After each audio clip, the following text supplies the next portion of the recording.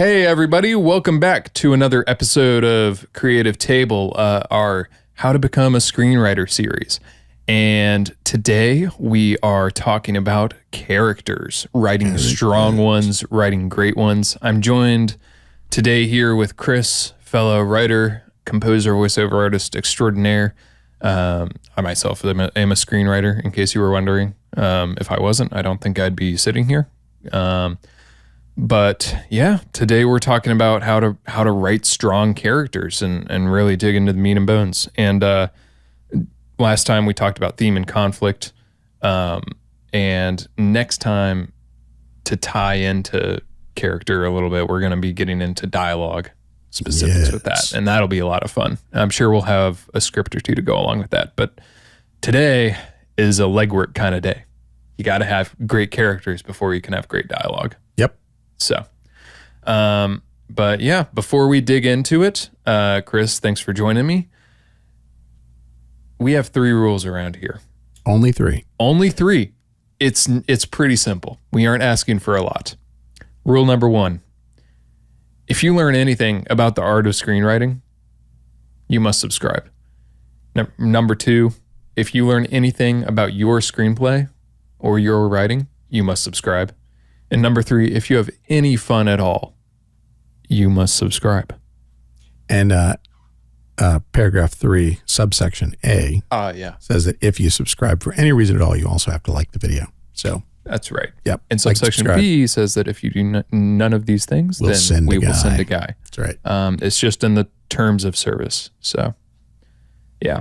And and obviously, if you enjoy any part of this, please send it to your friends. We want to, teach people what we know and what we think we know and hear from you guys. And so share, like, comment, subscribe. Yeah, and on the comments, we would love to hear great examples of the stuff that we're going to talk about today. Great examples or bad examples of characters that didn't get this right or movies that missed the mark on a character development note. So yeah. So enough, talking about us. I just want to preface this whole conversation with a thematic statement, if you will, about characters in movies and in screenplays that I love. I heard it somewhere and I just love it. But just the idea of take this to heart. Your screenplay should be one big family dinner. That's cool.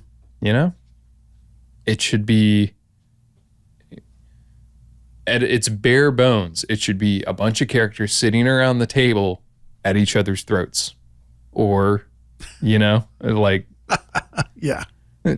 fighting together or fighting against each other or whatever it may be. Yeah. Even if it is just that, it makes for a really great movie. See Dinner with Andre. So, but yeah. Or the waiting for the Dinner with Andre scene in Waiting for Guffman. Equally great. Yes. But yeah, to kick off, just let's lay the foundation a little bit. Want and need in a character, goals and flaws and that kind of foundational. This is literally screenwriting 101 stuff. Yes. You don't get this right, you got no story. Yep. And it's some of the hardest stuff to get too sometimes. Yeah. A lot of times I'll have an idea for a script and it takes me forever to figure out the main character's need. Yep. Yep. I'm about waist deep in a feature right now. And fairly well developed, been through all my beats. I've got it all pretty well mapped out. But I was really struggling with and we're going to talk about, so need and flaw go together, want and goal go together. Those are sort of interchangeable or they work in tandem with one another. I was really having trouble understanding my protagonist's need and flaw, which was creating all the other problems that I was running into in the beats and in the kind of mapping out the outline and that kind of thing. And so I got with my screenwriting professor and we just sat at dinner and argued for 3 hours. And then he just sat back and he's like, she's unsympathetic. And it was just like the whole rest of the story just went, boop. Yeah. There we go. Into place. Yeah. There but without that, super frustrating. Yeah. And that's like such a specific, like, it's such a specific thing too. Yeah. It's not like your character can be flawed or need to have things in all sorts of different ways. Yep. But the more specific you are about it, the they better. need to have one thing that if they don't change it. So here, okay, we'll delve into this a little bit. Yeah. So there's two things. They have a want or a goal. That's an external thing that they want to achieve. They want to win the fight. They want to get the girl. They want to, get published or whatever it is. They want to take the ring to Mordor. There's some like external thing that they need to do to accomplish. Yeah. Then there's this internal thing. There's a journey that you'll hear this referred to as the hero's two journeys. There's something that they have to come to a change in themselves in order to accomplish the outside thing. That's when a story works super, super well. You can have a story without one or the other, and there are very successful movies that are missing one or the other. But when a story has both, super powerful, way, I think when you have answered those two questions, and that a lot of times that is some of the hardest work, is really getting your head around the need and the flaw. Yeah. But when you do that, like the writing becomes easier and funner, and the ideas just pop up because you're like, oh, here's the thing here's the conflict, here's the inner conflict. We just need new avenues to run into that. And then it's like, oh, we're off to the races. Totally. Yep. So to that point, every strong character wants something externally, but needs something to change internally in order to get that what they want. Oftentimes are not aware of. Right. Yeah. It's often a blind spot for them. The easiest example, I should say, of this that I can think of is, once again, back to Star Wars. Luke wants to defeat the Empire, but needs to trust the Force. Yep. In order to, and turn off the targeting computer to shoot the missile to and he blow hasn't up the Death Star. hasn't decided to use the Force until that moment. Right. Yeah. Yep. Which is almost at the very end. It's almost at the very end. Yeah. But yeah, so that's kind of the bread and butter of it. There is room to play in that framework, I have found. Oh, lots of room. Lots of room. So just to start, obviously, a lot of times in movies, goals or like wants of a character will change throughout. Yep. Like they'll maybe it gets bigger, like, or maybe it gets smaller. It could go from like he wants to get the girl to he wants to save the world, or vice versa. You know? And you mentioned earlier, like sometimes rare cases, characters don't even have wants. Like, what did you mention? Manchester by the Sea. Yeah. Really beautiful film, acting, mind blowing. But there is no thing that he has to accomplish. He is just grappling with himself and his psyche and his issues and his baggage. And it's still a great film. Yeah. But the one thing that I guess we corporately won't endorse, a character can not have a want. A character always has a need. Yes. And there are movies that are needless. Yeah. Haha, badoom, see what I did there. You can have basically spectacle movies don't have to have an inner need.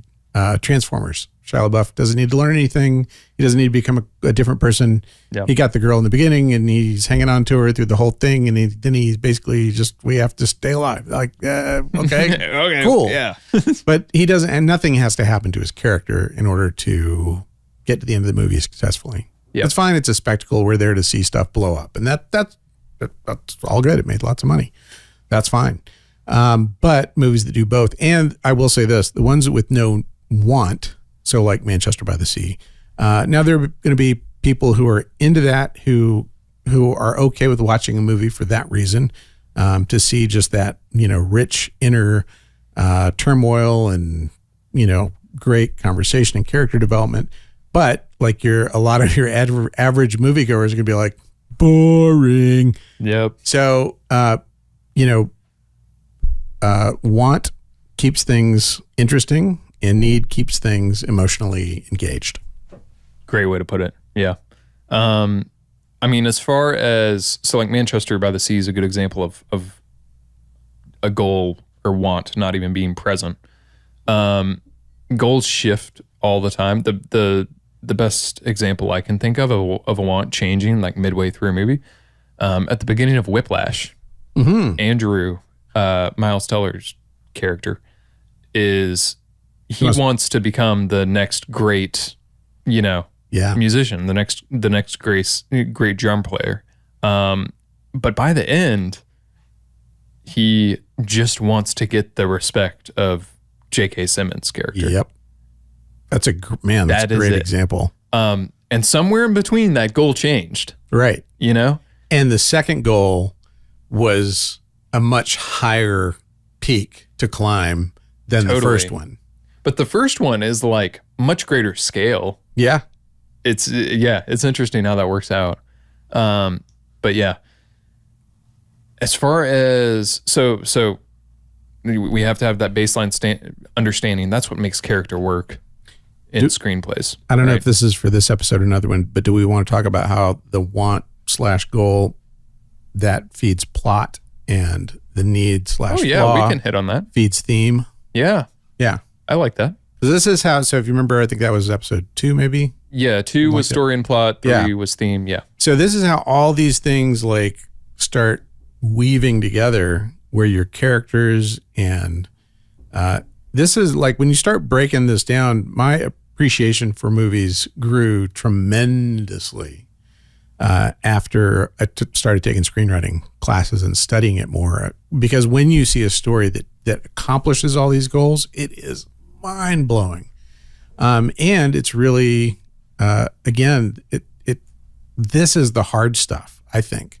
The writing, itself, the actually writing the scenes and stuff, it is work. It is, it takes time and it's craft and all that. But man, I would say the most frustrating work you'll do as a screenwriter, but the most worthwhile work you'll do is answering these questions. What is the theme? What is the plot? And then how does my protagonist's want or goal, how does that move the plot forward, and how does their internal need or flaw drive? That is what hammers down the theme. Mm-hmm. And when you start getting your head around that and these things start working in tandem with each other, and when the first time you see this come together in your script, it's a great feeling. Yeah. Very exhilarating. That's a great way to, I don't have anything to add. There you go. Mic drop. Mic drop. So want and need, foundational groundwork for characters, right? You have to have at least that. And at the bare minimum, a need. Yep. Right.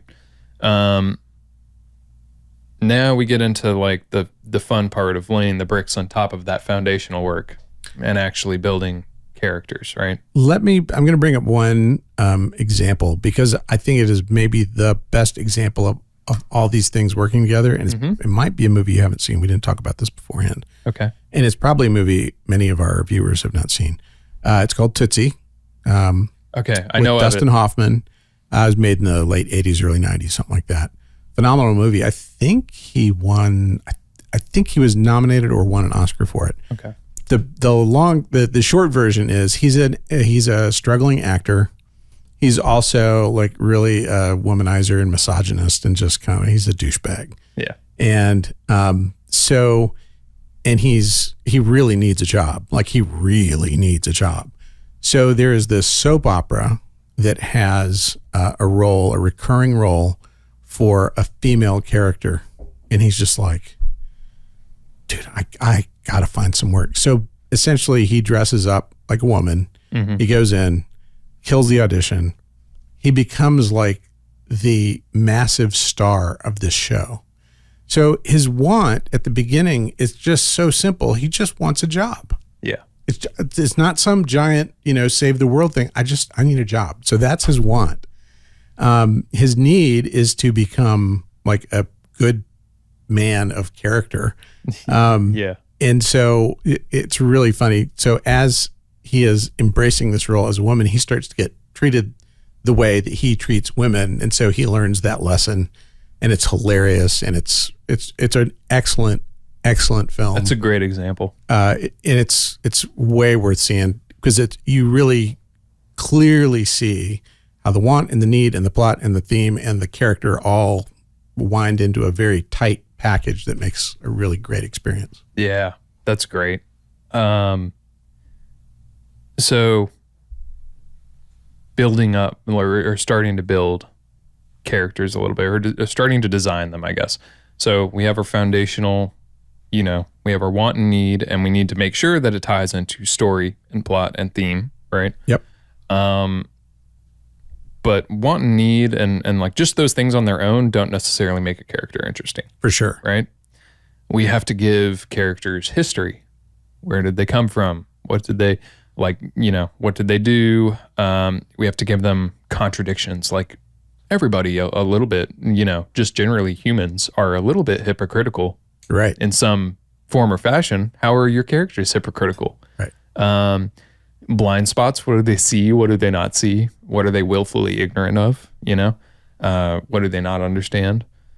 And then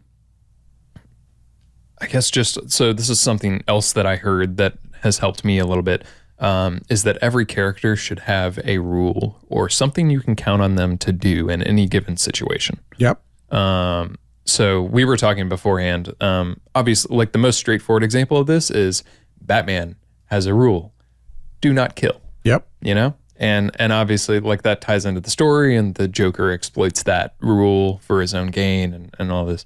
But another example that we thought of on the fly, which was great, could not be more different than Batman. Michael Scott from The Office. His rule is, you can count on him to say the most inappropriate, most culturally unaware thing imaginable at any given moment. Yep. Not because he meant to, just because he's that out of touch. It's great. Yeah. And your character can have a rule anywhere in between Batman and Michael Scott. Yeah. Right? It can be that different, but it's something that you always count on them to do in any given situation. Yeah. Right? That's what she said. That's what she said. Yeah. So pertinent to that, I guess, just when I'm outlining and I'm making character, I always have, for my main 5 or 6 characters, I always find that I end up in the, I want to say 4 to 6 range. Yeah. I always have a character bio sheet that I fill out, like a worksheet. I put physical appearance, age, yada, yada, yada. But then I also get into, all right, what was their childhood like? What's their marital status? Do they have any friends? What car do they drive? What clothing do they wear? What's their job? What's their financial situation? And it's funny because details. when you start a story, when you have a character in mind, you don't think of those things. Yeah. But if you think about your character, you have thought of those things. Yeah. And it's really helpful to like chronicle that. And a lot of times, like, their financial situation or the car that they drive informs a lot of the decisions that they do. Yep. And sometimes even, like, if it's like a supporting character, especially, I won't even get into their childhood. Sure. I just write down what their childhood was like, or if their parents divorced, or whatever it might be, or if their mom died when they were young, or anything. I just write it down just in case I happen to run into a point in my story where it's like, oh, it would be great if that character had a single piece of dialogue that alluded to that childhood that I already have thought out. Yep. And the rule, you'll probably hear us say this 50 times throughout different episodes: show, don't tell. Yep. Show, don't tell. And so the way that you show, you don't have some dialogue where a character talks about, well, yeah, back when my mom and dad were divorced, and I felt this way, and we lived in this greenhouse, and I always hated the color green. That's the worst. It's the worst. Nobody wants to write that. Nobody wants to read that. Nobody wants to watch that. So you describe all this stuff, and you get this idea of your character in your mind, and then there are things that you can use to very quickly demonstrate to your audience or to your reader you gotta have somebody read your script before it gets made into a movie. So there are things you can do to like really demonstrate those things quickly. And there's a lot of, if you go on the internet, there are tons of examples of this, but I just picked a few that are useful and that I've used, and they're accessible. One is for your character to have non-intuitive responses. So, some everyday thing happens, but the response from your character is unique or unexpected, and it's like it immediately tells you something about your character. Yeah. Also makes them memorable. For sure. For sure. And one of the things we'll talk about in a little bit is don't just write dialogue, use dialogue. Like how would this person say that line? How would this person deliver that information? Yeah. It's different. And there's a lot of like tricks of the trade that you can use to. Yeah. A good example is something that our good friend and friend of the show, Michael Lucker, told us just the other day. Go watch those episodes, by the way, if you haven't. Yeah, he sat down with us for 2 episodes, just talking about writing and his journey. Fantastic stuff. Go watch those. But he said that he would say to his students, like, write me a scene about Bob and how a snake got loose in Bob's kitchen. And his students naturally would go like, well, I don't know how to write that. And he's like, why? Because I don't know Bob. Because I don't know who Bob is. Right. And then he says, okay, now write a scene about your mom and how a snake got loose in her kitchen. Yep. And suddenly it's like you immediately know how your mom responds. Yep. But everybody's mom is different. Right. They're going to respond different ways. And, I don't know if you're like me, but a lot of times a script idea will start with maybe a scene. I mean, I know you're doing some true to life stuff, which is super cool. That starts with the events. But like when you're in a purely fictional screenplay space, you think of, maybe you just think of some character that you think is interesting or funny or dark or interesting. There's just something that grabs you, or you Totally. think of a scene idea or something like that. You have, believe it or not, you have crafted way more about this character in just dreaming up that little scene or whatever it is that got you thinking about the idea of the whole story in the first place. You actually have a lot of information in mind about that character. Totally. Yeah. Yeah, that's cool. Another little tidbit or rule of thumb that I've heard as well is make whatever character you have when you're writing them, when you've gotten to the screenplay part and you're past outlining, make their first line I shouldn't say make their first line. Their first line is their first impression. Yeah, to the for audience. sure. Whatever they say first, or whatever, like even if like when they walk in the door, however they are presenting themselves is how the audience or the reader will perceive them. So be intentional about that. What do you want them to see? In the Sherlock Jones. Just had a new idea for a script. Oh, in the Sherlock Holmes novels, in the original novels, the first time Sherlock Holmes ever speaks, he meets, oh good Lord, what's his sidekick's name? Oh, Watson. Yeah. He meets Watson for the first time. The first thing he says, he doesn't introduce himself. He doesn't say lovely weather or anything. He says, so am I to understand that you have come from Afghanistan? Or I think it's Afghanistan. And it's just like, wait, how is that the first thing? And then he tells him like the things that he noticed about him when he walked into the room and how he came to this conclusion. It's so great. Yeah. And it tells you a ton about his character. So much. Dude. Yeah. Yeah.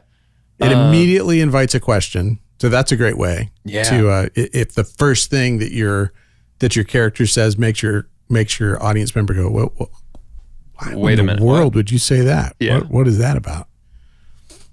Yeah, totally. This is something helpful that I had seen somewhere. I read it somewhere.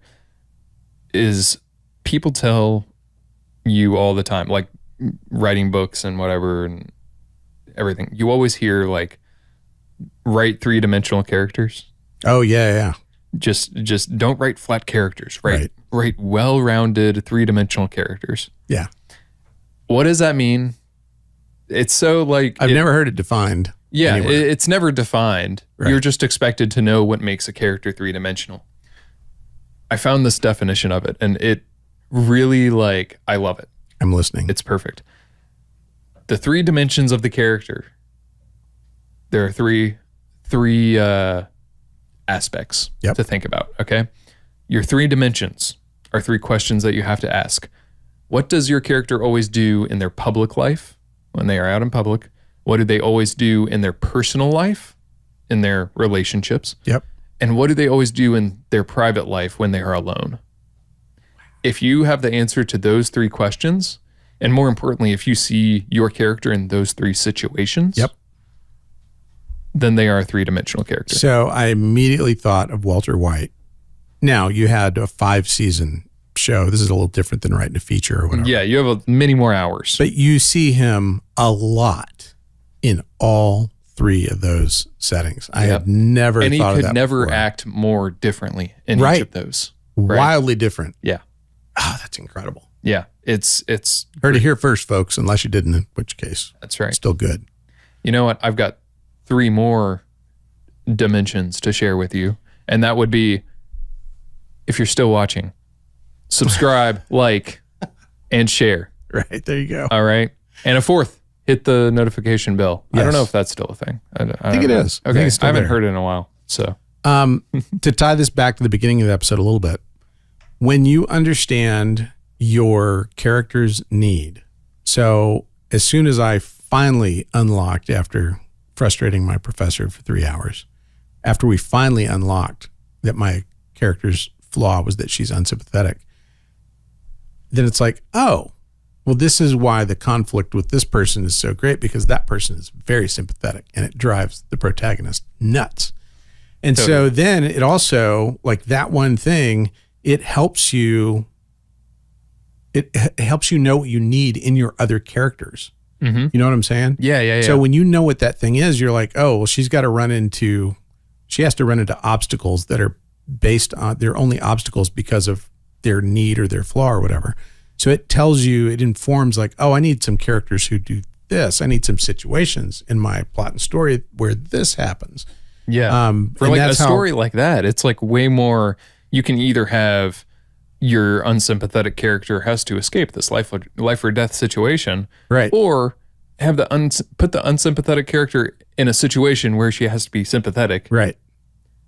That second one is actually way more difficult for her. Right. Or holds more weight in the story, Totally. I would say. But this is how, hopefully you're getting an idea as we go along of how these things start to work towards one another, and they kind of like wind into this really tight cord. Mm-hmm. And becomes a strong story that will hold an audience and carry them with you throughout the journey. Yeah, totally.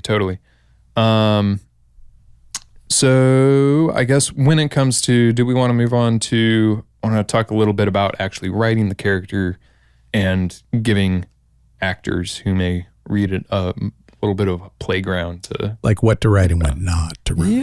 Yeah. Like what to write and what not to write. Yeah. Write roles that ask and beg to be performed, which that kind of translates to just write interesting characters, which isn't very helpful. So let me define that. Layered characters, aka what we have been talking about all the way up to this point. Layered characters are way more intriguing, you know? Yep. 3-dimensional characters, when you know what they'll do in any given situation and you see them do what they do in any given situation. When an actor so our daughter's an actor. She lives in LA. She's getting ready to move to New York. And there are scripts that she will read. And one of the things that she gets excited about is when she's like, oh, wow, this character covers some emotional ground. Like, Totally. they're this way here and they're that way there. That would really be That's challenging. cool. That would be a cool challenge versus like, oh, this is that typecast character. That's this is the rom-com funny guy, or this is the, Yeah. When they see a character with some depth, or even if it is that rom-com character, it's like, it's so funny, or it's, Yeah. or it's somebody Versus who's just very like funny, but then also can be very heartfelt and vulnerable. Like, just that seeing that depth is exciting for an actor. Yeah. Versus just like whatever, Gerard Butler and Mark Wahlberg are reading scripts, and they're like, I've read 20 scripts just like this. Right. This is a paycheck character. Right. I think I'll sign on. Nothing wrong with that. Nothing wrong with that. Right. So, but yeah. And to that point also, well, this is a little less about characters and more about story overall, but yeah, I'll just mention it. But writing something that a director would be like, oh, this would be fun to direct. Mm-hmm. I have, like, I already catch a vision for how I would want to pull this out of that actor, or how I'd want to see this scene unfold, or whatever. Yeah, totally. And this is kind of adjacent to this. This is something that I found extremely helpful as far as writing advice goes. I might have seen this on like some like internet forum. Mm-hmm. It was like some super random, not important place. Did not read this in Robert McKee or anything. But, right. But writing characters especially when you're first describing them, when it's their first introduction and you mention their age and their, whatever else what they're wearing, what they look like, only including attributes that actually reveal things about them. And let me tell you what I mean by that. Skin color, height, weight, and other immutable traits don't tell me anything about them as a person. Right. There are occasions where like, okay, it's important for this character to be black, so I should mention it. Right. That's fine. Whatever. But that doesn't tell me anything about how they are, how they behave. Oh, all the interest is in the mutable traits. Yes. And which ones people mute and which ones they don't mute. When you introduce a character, tell me what the character decides to do with their hair. Do they have a buzz cut? Does that speak to like they're more like orderly, are they neat with their clothes? Right. Do they always wear button downs, or are they always looking like a mess?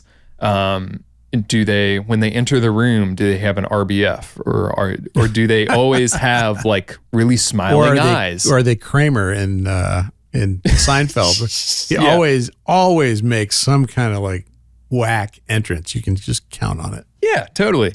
And those kinds of things like tell me everything about them. Yeah. And it makes them much more interesting for it. And it makes them easier to write. Yeah. If you know that in advance. Yeah, totally. So don't just tell me like, Beth walks in the room. She's 43, white, 6'2". That's okay. 6'2" is interesting. Beth is pretty tall.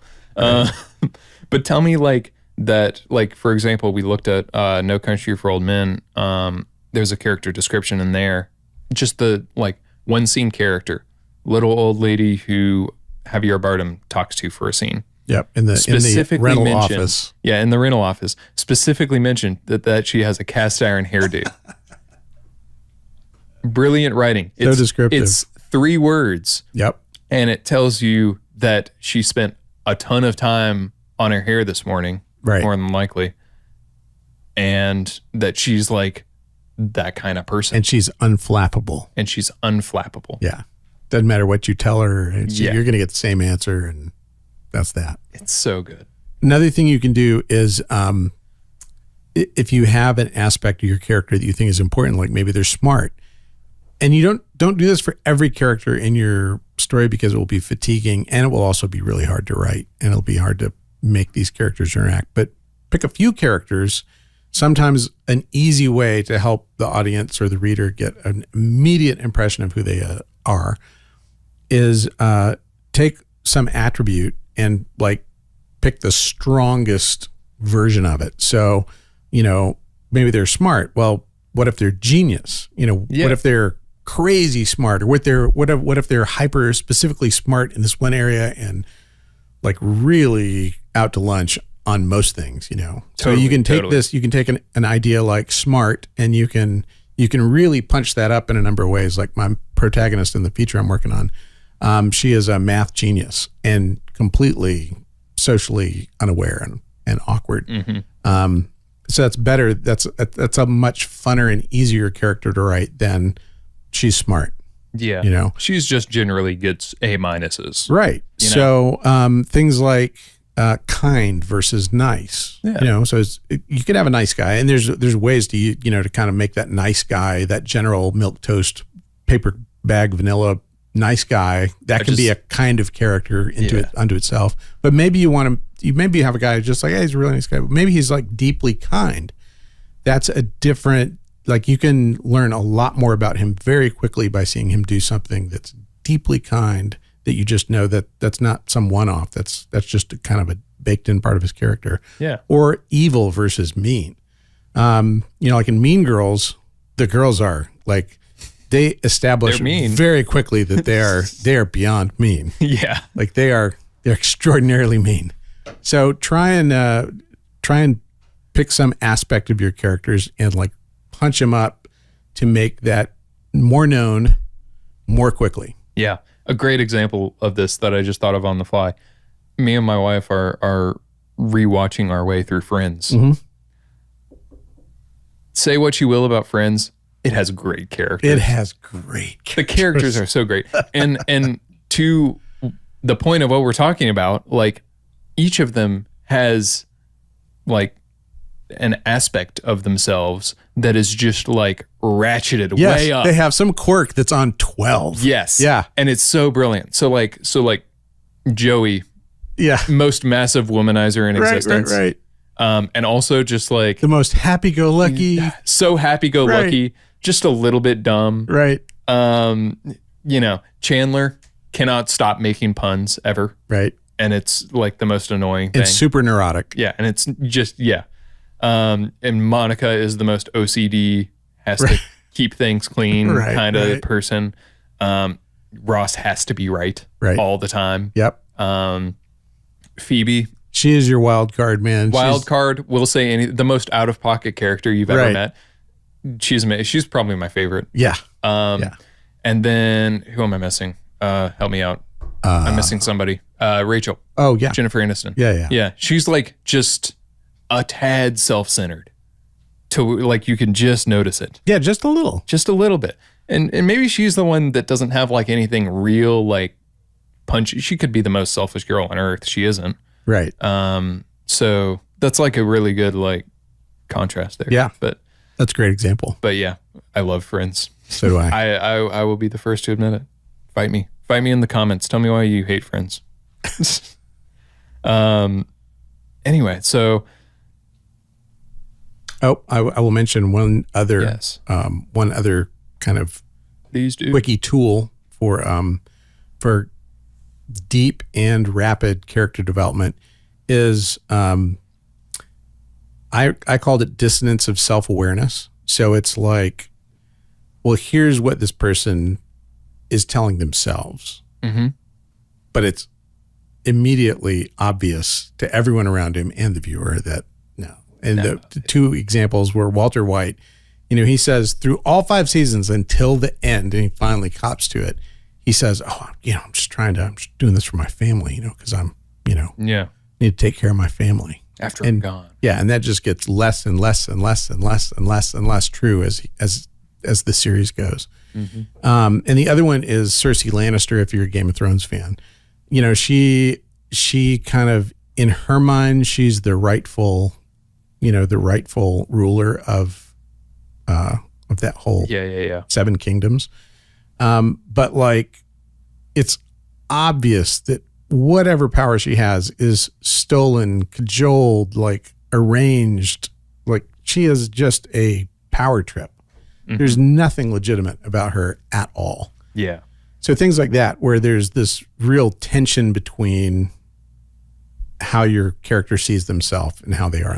Another good example of this is Nobody.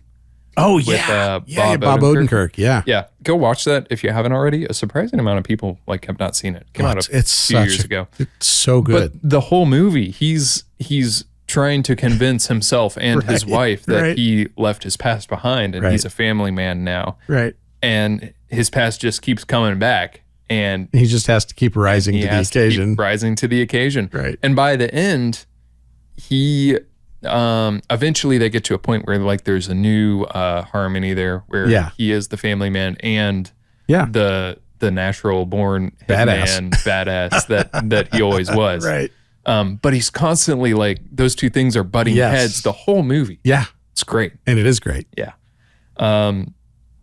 So another thing, just another little touch that you can just sprinkle on your character when you're writing them that I thought is very poignant, and not every movie has this, I feel like, but it is, let's just say it's in my favorite movie, and it's the most profound way of doing it. Teenage Mutant Ninja Turtles 3. How'd you know? Known you for a long time, dude. Just no. So make your thematic question, whatever it may be. Lots of movies have a thematic question. Some don't, but most movies have a thematic question. For more on that, watch our last episode about theme and conflict. And read Save the Cat.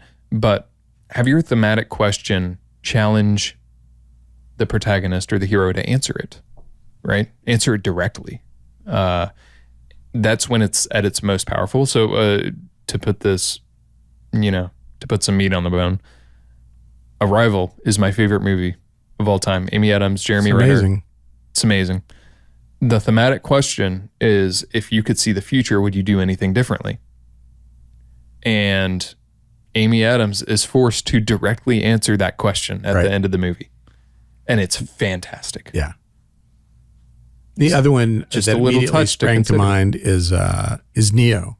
Yeah. Because the whole time, like his need, his flaw, he has to believe that he is the one, and he doesn't believe that. No, yeah. Until in the subway when he starts fighting Agent Smith, and Trinity says, "What's he doing?" And Morpheus is like, "He's starting to believe." Yeah. It's so great. Yeah. And one other thing to consider. So we talked about how there's some room to play in the want and versus need area. There's also a little bit of room to play in the roles of your character. So you have protagonist, antagonist, supporting characters, mentor, that kind of thing. The protagonist doesn't always have to be the hero of the movie. Right. So let's go back to the last Marvel movie that I ever cared about, or one of the last, Infinity War. You watching may have seen this. It's often mentioned that Thanos is the protagonist of that movie. It's all about his goal and overcoming obstacles to get all of the Infinity Stones to complete the gauntlet, and he has to sacrifice something. He has to sacrifice, his daughter. And really, the Avengers aren't the villains of that movie, but they are the antagonists. Right. And it was a very interesting way to frame it at that time, at least. So it blew up the standard formula for that movie and made it more interesting. It was for the better, I'd say. Same with Walter White. I mean, he's absolutely the protagonist, and he's absolutely not the hero. And he gets more anti-heroic as the show goes. Joker's another easy example of this. Great example. Joaquin Phoenix. So is Nightcrawler. Yeah. With Jake Gyllenhaal. Yeah. Yeah. Those two movies are like first cousins. It's really weird. Yeah. I can see that. I've never thought of that, but yeah, I get that. Yeah. I get that. And so your hero doesn't always have to be the protagonist. It can be somebody else. Most of the time that's not true. Like your standard Luke Skywalker, Batman, whatever, heroes and protagonists. Yep. And there is nothing wrong with that. You don't feel the need to mix up the formula for the sake of mixing up the formula. Yeah. Like writing a movie with the main character without a goal or without a want is like, you can do it. It's really hard. And if you're going to do it, you need to know why you're doing it. Yes. And if you can answer that in a compelling way, like, here's why. Yeah. Well, again, back to our motto. If you know You have to know why you're breaking the rule before you break it. Yep. Yeah. And back to Manchester by the Sea. Yeah, this character is not going to have some external goal that he has to achieve. It's a great movie. Mm-hmm. And that rule was broken intentionally because he knew what the rules were. Yep. I want to take one little step back. I know this dates the episode a little bit, but Diane Keaton passed away last week. Phenomenal, wonderful actress. And so my wife and I were going back and watching some things, and we usually watch this at Christmas, but it's just like it's one of our favorite Diane Keaton movies. So we watched The Family Stone, which is an ensemble cast movie. And what's really cool about these principles is in an ensemble cast kind of setting, you get to watch every one of these characters has a flaw and a want, and the movie solves them all. Ooh. And it's so good. That's great. Another one that's like that, that's also a Christmas movie, is Love Actually, where there's so you're having multiple, and that doesn't mean you have to have 6 people with a want and need, but when each of your characters has some, greater or lesser want and need that you can solve through your story, through the other characters, like the more of these ingredients you can weave together, the bigger a chord you can turn your story into, and that chord will hold an audience's attention. Yep. It will hold their interest, and it will keep them coming back. Yeah. Caveat to that: don't overstuff your story. Absolutely. And don't try to stuff too much into it, and because then you just end up with half-baked character arcs and not a lot of resolution a lot of times, or not a lot of setup, or not enough setup. I never thought about this. I'm gonna kind of have this in the back of my mind. I wonder if there are fewer good ensemble cast movies than good ones. But man, when a good one happens, it's really good. Yeah. I would put some money on that. Yeah. It's a hard thing to do. I mean, it's a hard thing to do with like one main protagonist. Oh yeah. And so it's hard to write a movie. Yeah. Much less, you don't want 6 versus one. Yeah. Yeah. So we haven't really talked about supporting characters that much, but I would just say from the top of the mountain, giving you lay of the land. Obviously, when you outline, you're going to be outlining every detail of your main character. Do the same for your supporting characters. Like we said earlier, like even if you don't get into the minute details of the supporting character's, childhood, or the character who has really only 30 pages, even if you don't get into what car they drive or what clothes they wear, you don't have to, but it helps a lot in case those things come up, and those things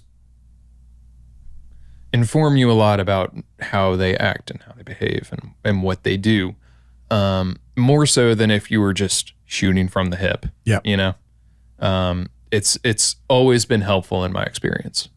I've never regretted doing the extra legwork there. For sure. And this we're not going to delve into this a lot. If y'all let us know that you want to hear more about this, we would be happy to do a whole episode just on this, on archetypal characters. There's a lot of material out there on this, and it can be helpful. There's a great breakdown that takes I think it's 4 or 5 different films, and it says, here's the antagonist, here's the protagonist, here's the mentor, here's the ones I remember right off the top of my head.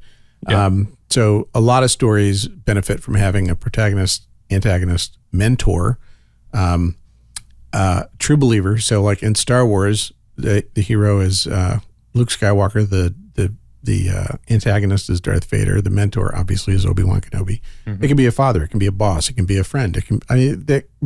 Who they are can take on 100 different roles. Right. The true believer is R2. He's just always he's just there to help, and he believes in the whole thing the whole time. And then you have the